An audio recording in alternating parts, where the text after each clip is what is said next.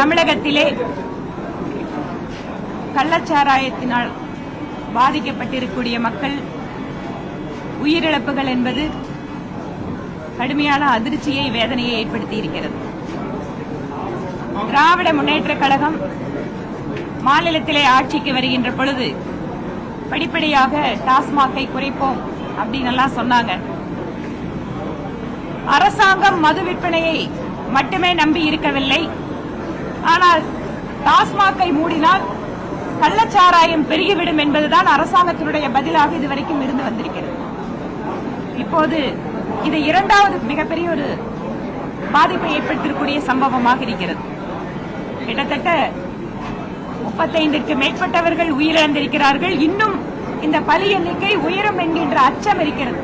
இன்னும் நிறைய பேர் கவலைக்கிடமான நிலைமையில் இருக்கிறார்கள். இவ்வளவு பெரிதாக இத்தனை நபர்கள் பாதிக்கக்கூடிய அளவிற்கு தமிழகத்திலே கள்ளச்சாராய விற்பனை நடைபெற்றுக் கொண்டிருக்கிறது என்றால் இன்னும் எந்தெந்த மாவட்டங்களில் இவையெல்லாம் தொடர்ச்சியாக நடந்து கொண்டிருக்கிறது என்று தெரியவில்லை.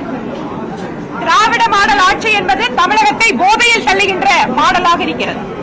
ஒருபுறம் கஞ்சா போதைப் பொருளுடைய விற்பனை, சின்ன சின்ன சிறுவர்கள் இன்று போதைக்கு அடிமையாகிக் கொண்டிருக்கூடிய சூழல். இன்னொரு புறம் டாஸ்மாக் வாயிலாக தமிழகத்தில் அதிகமாக விதவைகளை உருவாக்கி கொண்டிருக்கின்ற மாடலாக இந்த அரசாங்கம் இருந்து கொண்டிருக்கிறது. பாரதிய ஜனதா கட்சியின் சார்பில் இந்த கள்ளச்சாராயத்தினால் உயிரிழந்தவர்களுடைய குடும்பத்தினருக்கு எங்களுடைய இரங்கலை தெரிவித்துக் கொள்கிறோம். இன்று சட்டப்பேரவையில் அவர்களுக்கான இரங்கல் தீர்மானத்தை கொண்டு வந்திருக்கிறார்கள். ஒரு ஆளுகின்ற அரசாங்கம் தங்கள் கண் முன்பாக இத்தனை நபர்களை கிட்டத்தட்ட அரசாங்கம் கொலை செய்வதற்கு ஒப்பாக இருக்கக்கூடியது இந்த சம்பவம்.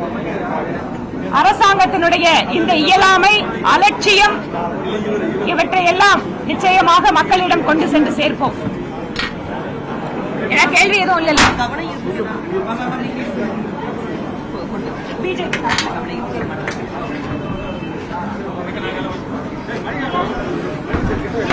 எனக்கு பிரச்சனை இல்ல, உங்களுக்கு பிரச்சனை ஆகக்கூடாது.